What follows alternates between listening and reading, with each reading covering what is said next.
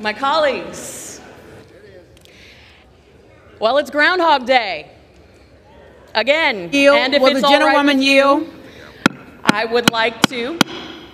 Will the House be in order? Thank you, Madam Clerk. If it's all right with you all, I would like to address not you, but the American people. Because, quite frankly, they are, well, we don't have a speaker yet. So, the American people, well, they are our boss, and we work for them. Yesterday, as we were here on the House floor, our constituents from all around the country made their voices heard. Today, the calls, the text messages, emails, they all continue. People are letting their voice be heard, and that is a very, very good thing.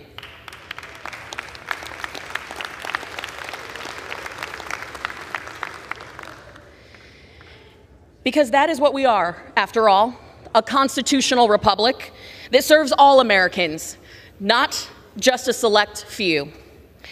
To all Americans watching right now, I want to tell you that we hear you. We hear you. And we will get this right. No matter how messy this process is, we will emerge better for having been through this, because nothing great ever comes easy. For the last several months, negotiations have gone back and forth over a rules package to make this chamber, your chamber, a better place to deliver better results for you, the American people.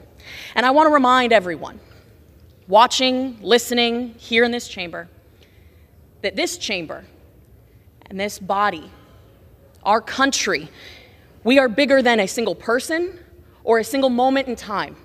We are a nation collectively of great people, great patriots, and great moments of courage.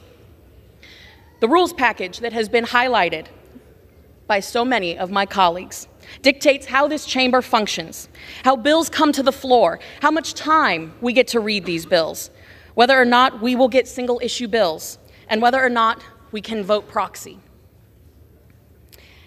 And as you have witnessed from events yesterday, so many people have said, what are the next steps? What will we accomplish if we continue down this current path? Will we wake up tomorrow and be in this exact same place? The people calling my office said over and over and over again, it is time to get to work. Anything less is unacceptable. And you know, as we stood on this House floor yesterday, and again today, over 200 people were poisoned from fentanyl. Fentanyl that came from an open border because of the Biden open border policy. Over 5,000 people were encountered at the border because of Biden's open border policies. These are the issues that people care about. They don't sit around their kitchen tables at night saying, I wonder who's going to be speaker. No, they elect people to come here to do the things that matter, the issues that impact them every single day. And in an era of uncertainty, the last thing they need is uncertainty within this chamber. We were elected to be the voice of our constituents. We are their voice in this chamber. And they didn't send us to be perpetual critics. They sent us to get things done.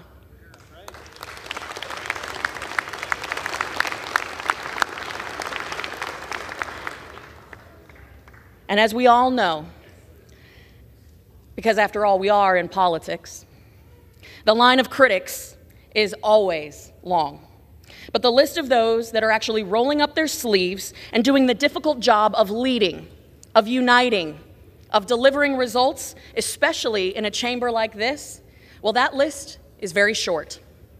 Kevin McCarthy has proved that he can get things done. He has proven that he is willing to stand up in the face of critics and not only prove them wrong, but work with them.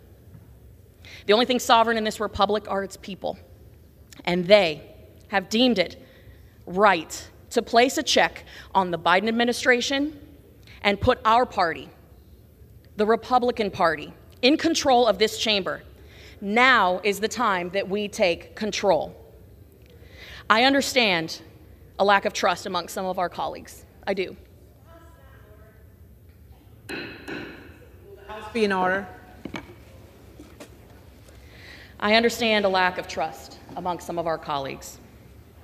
But what I am asking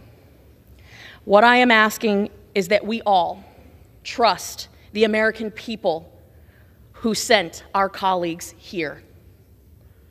This House is the only part of the federal government that stands for election every 2 years. Therefore, this chamber is an instrument of the people's will. And the people have overwhelmingly voted for Kevin McCarthy.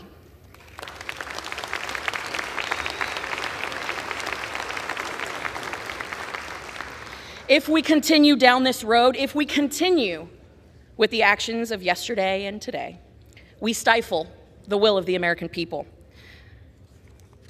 The changes to the rules of this place and how it functions have been overwhelmingly positive in the last few weeks. Legislation stands ready. It is time to unite, roll up our sleeves, and get to work doing the people's business. The gentleman, my friend Kevin McCarthy from California, has done more than anyone in this chamber to secure a Republican majority. Many of the people who are members here today are, quite frankly, here because of his leadership, because they have trusted him, and he has gone out of his way to make sure that every single one of us has had a voice at the table. Furthermore, every single returning Republican in this chamber who cast a vote 2 years ago in the last Congress voted for Kevin McCarthy as our leader. We were united then, and we must unify now. That's the only way to start the people's business, the very reason that we're all here. It's to unify and get to work. Because we must commit to unity instead of division, because we owe it to the American people who sent us here. We must choose to lead in the face of a liberal Senate and Obama's JV team in the White House. We owe it to the American people. The American people sent a conservative majority to govern this body, but we cannot even begin to govern because, heck, we can't even swear in as members of Congress. I've traveled the country for the last 2 years as the youngest Republican woman in the 117th Congress, helping to secure a majority of members who are on both sides of today's Republican vote. Diversity of thought is a good thing. It's one of the things that sets us apart from our friends on the other side of the aisle. Yes, diversity of thought is a good thing. But they want us divided. They want us to fight each other. That much has been made clear by the popcorn and blankets and alcohol that is coming over there.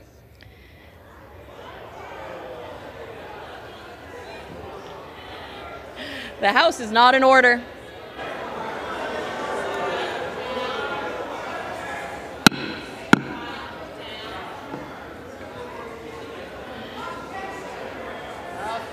The House is not in order.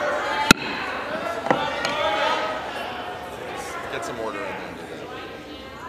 there. The clerk would ask all members-elect to abide by the established decorum of the House while making nominations. Gentlewoman's recognized. Gentlewoman is recognized.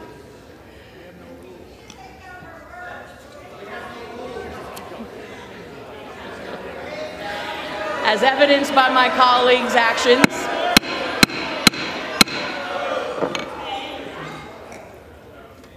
so today I am asking my friends and colleagues, are we the party of Reagan Republicans? Reagan, who said, someone who is with me 80% of the time is a loyal and good friend, not a 20% traitor. Are we the party of Reagan? That is the question that I ask you to answer as we embark on this next ballot. It's upon us to remain a nation of equal opportunity, not equal outcome. That is what is on the line here today, and that is why I am nominating Kevin McCarthy, and I humbly ask for your support. Madam Clerk, I yield back.